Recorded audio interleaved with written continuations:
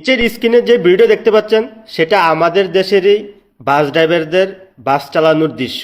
আর এই ভিডিওটা শেয়ার করছে ফ্রান্সের আন্তর্জাতিক গণমাধ্যম টিভি চ্যানেল ফ্রান্স 24 ইংলিশ।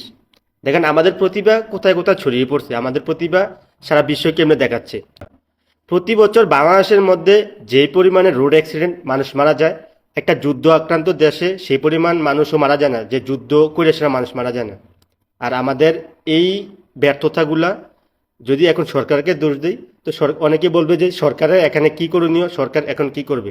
কারণ এই যে অসাধু যারা ড্রাইভার আছে তাদের লাগাম টেনে কখনো ধরে না। বাংলাদেশে রিক্সা যারা চালাতে পারে তারা বাসও চালাতে পারে, তাদেরকেও লাইসেন্স দেওয়া হয়।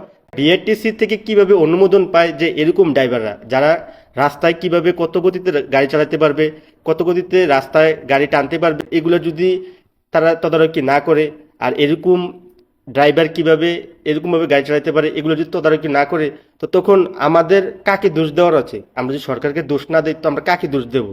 যারা বিআরটিসিতে চাকরি করে, যারা সরকারের এই সড়ক পরিবহন মন্ত্রী বা সড়কের কাজে আছে, তাদের চোখেও পড়ে না যে এইসব মানুষগুলা সাধারণ মানুষের জীবনকে নিয়ে খেলছে, সাধারণ মানুষের জীবনকে মানে দোল বাজাইতেছে গাড়ি ভর্তি যাত্রী।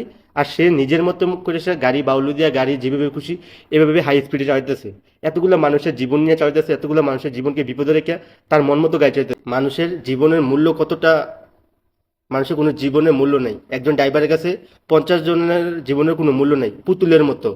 মানে সে তার নিজের মতো গাড়ি চালাচ্ছে।